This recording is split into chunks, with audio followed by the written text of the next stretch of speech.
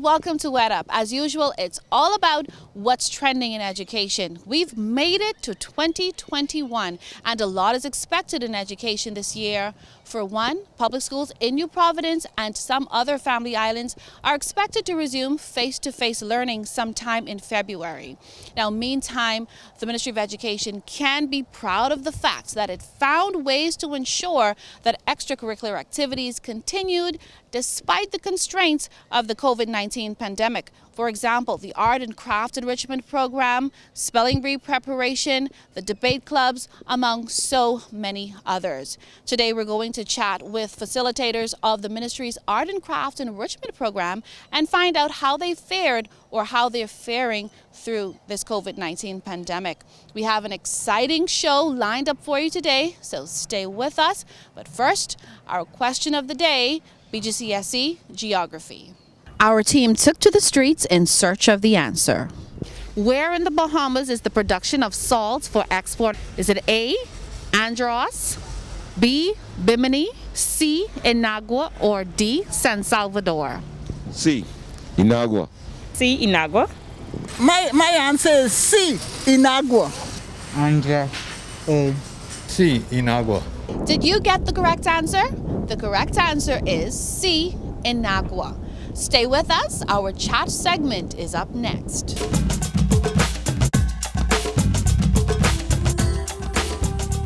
Welcome back and welcome to our chat segment. With me, I have the coordinator of the Ministry of Education's Art Enrichment Program, Mrs. Shakantala Williams, and also a facilitator of the program, Mr. Preston Hannar. Thank you so much, guys, for joining us today. Thanks for having us. Mrs. Williams, what is the purpose of the Art and Craft Enrichment Program, and what do you hope to achieve? The purpose of the Art and Craft Enrichment Program is to foster an appreciation of the arts amongst our students in the community and the world at large. What is the student enrollment in the program? Okay, well, on average, we normally have 20 to maybe like 25 kids enroll in the program. Okay, and what grade levels are they usually from?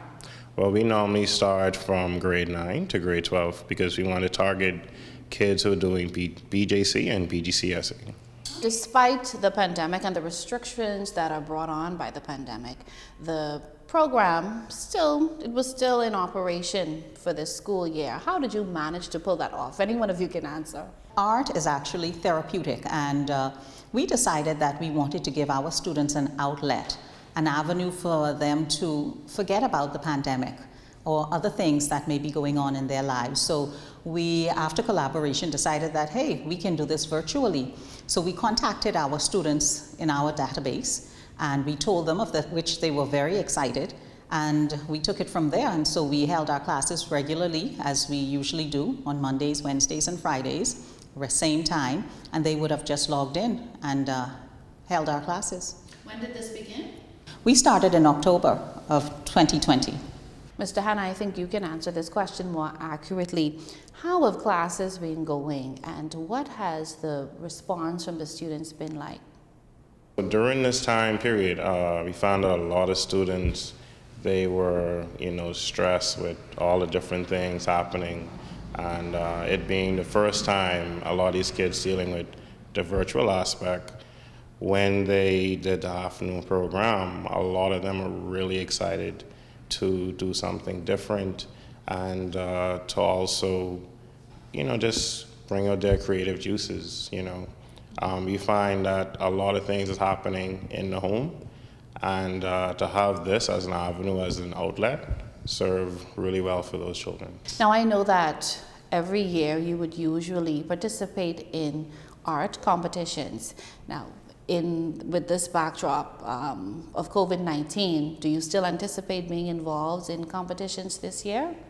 I'm glad that you asked. Every year we actually have the students participate in the Central Bank competition, and for years now we have had very good results. This year, 2020, we just had 2 students from the program receiving 3rd place and an honorable mention. So despite the pandemic, obviously, we got a lot of work done. With that said, we have a few more months left in this school term. What are your hopes? What do you hope to accomplish through this program for the rest of the year? Well, this year we are focusing on helping our students prepare for the BJC and the BGCSE. Again, our students do very well with these different exams. And also, a lot of our students will also be going to university. So this is the time now to really instill in them and really put that extra effort into them so that when they go off to university, that they're able to take on whatever challenge. Students who participate in this program not only leave here with an enhanced artistic ability, but they also leave with a greater sense of self, and that is definitely something that we're working toward this year for our students, because as Preston said, we are preparing them to go out into the wider world. So for students who may be interested in the program, how can they get involved? For those students who may be interested, we ask that you contact us at the Student Services section at the Ministry of Education at telephone number 502-8596 or at email moeafterschoolprograms@outlook.com. Thank you so much, Mrs. Williams, Mr. Hanna, for joining us today. It has been a pleasure chatting with you. And I'd like to thank you for the awesome job that you're doing with our students in terms of art and craft. And I wish you the best for the rest of the school year.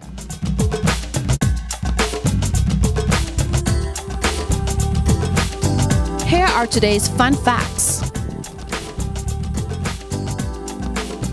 Fact 1.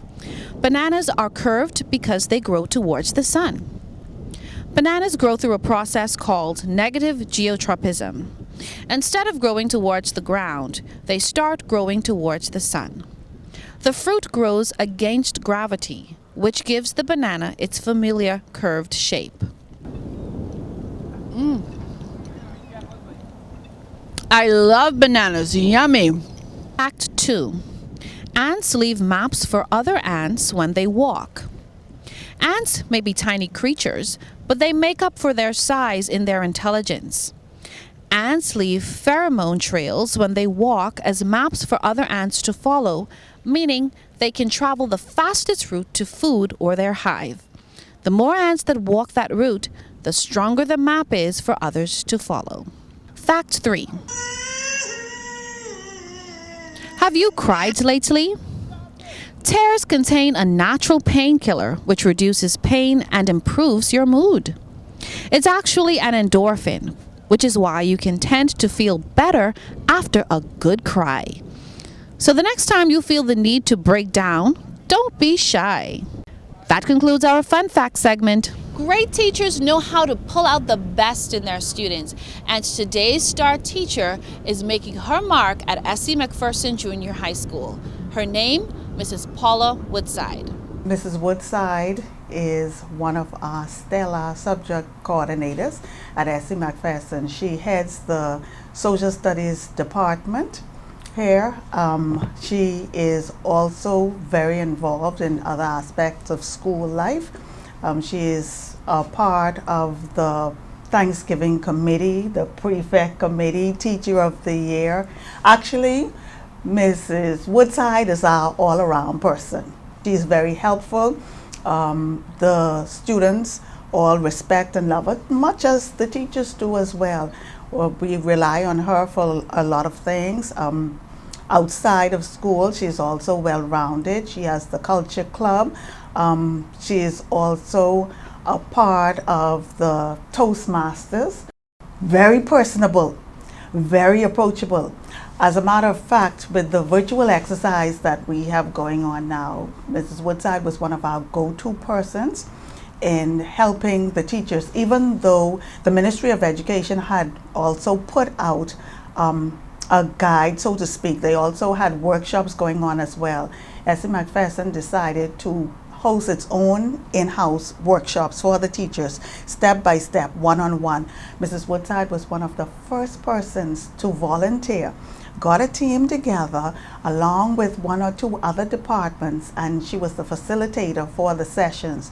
We ran over a full week, and then with that, she also did one-on-one training for persons who didn't get it. As a matter of fact, Mrs. Woodside also facilitates for the administrative team as well.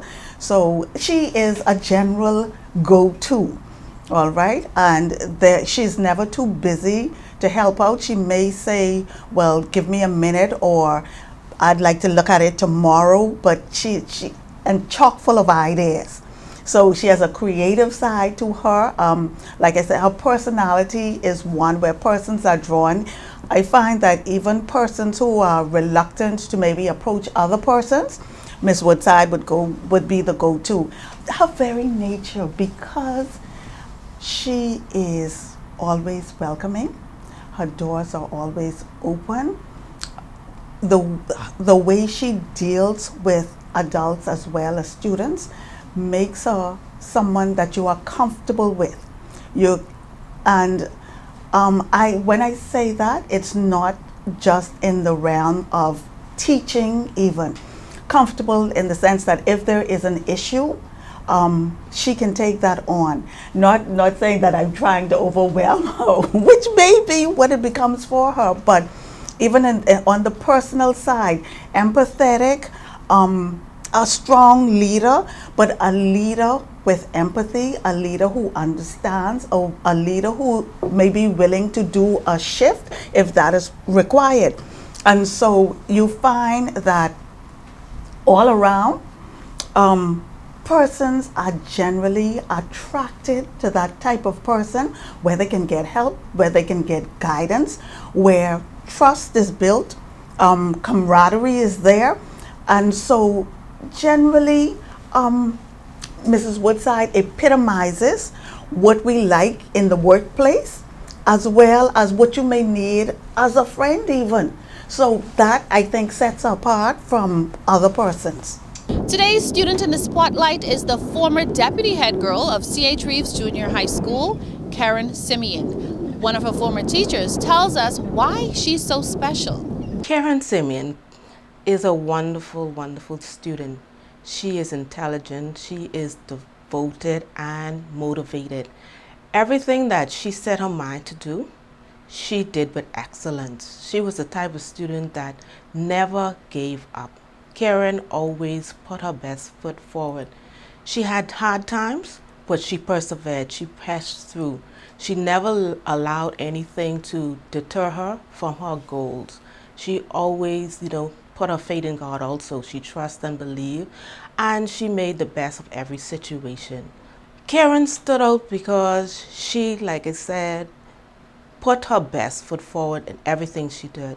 She would encourage other students as well when she saw them, maybe lagging or not giving their best. She would always try to motivate them to say, we can do this, you can do it.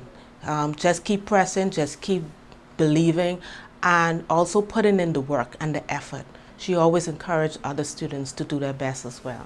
She was involved in numerous clubs, but leading up to the pandemic, those clubs and things didn't always or didn't fully come to what she wanted them to be, but she was involved in Ladies Club.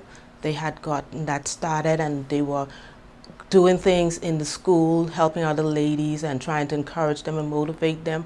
She was also a part of the book club. She loved reading, putting the time in with her studies. She also loved just helping in general. Wherever she could assist and help her teachers, students, she did that. Here are a few of MOE's calendar highlights for the month of January.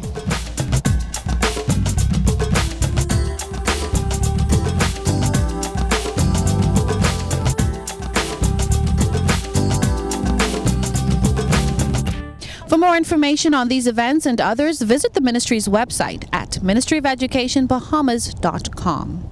That concludes our show. Thank you so much for joining us. I'm Adama Williams for EdUp. See you next time.